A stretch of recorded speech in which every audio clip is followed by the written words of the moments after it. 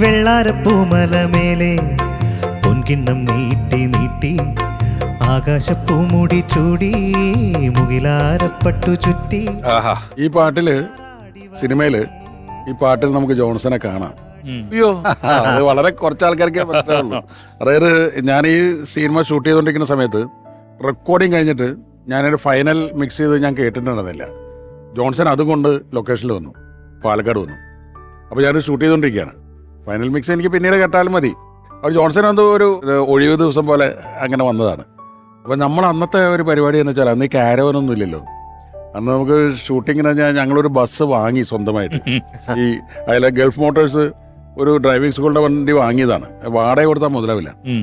അപ്പോൾ ആ ബസ്സിൽ തന്നെയാണ് രാവിലെ എല്ലാവരും ലൊക്കേഷനിൽ പോകുന്നത്. ഇപ്പോൾ രാവിലെ എല്ലാവരും കൂടി മോഹൻലാലും ശ്രീനിവാസനും ഇന്നസെന്റാണ് പലപ്പോഴും ആ ബസ് ഓടിച്ചിരുന്നത്. ഇന്നസെന്റ് ബസ് ഓടിക്കാൻ പറ്റുമെന്ന് നമുക്ക് അറിയില്ലായിരുന്നു.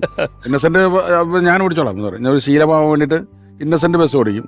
അപ്പോൾ ഞങ്ങളെല്ലാവരും കൂടി ആ വണ്ടിയിൽ കയറി നമുക്ക് അത് കറക്റ്റ് ലൊക്കേഷൻ തരുമ്പോൾ ഒരു ആലിന്റെ ചവിട്ട് വരുമ്പോൾ ഈ സീൻ നമുക്ക് ഇവിടെ എടുത്താലോ വെച്ചാൽ അവിടെ വെച്ച് സീൻ എടുക്കും. അപ്പോൾ ആർട്ടിസ്റ്റിനെ റൂമിൽ നിന്ന് കൊണ്ടുവരേണ്ട ആവശ്യമില്ല. ഒരു ബസ് നിറച്ച ആർട്ടിസ്റ്റാണ്. അപ്പോൾ ജോൺസൺ വന്നപ്പോൾ ജോൺസണോട് വണ്ടിയിൽ കയറാൻ പറഞ്ഞു.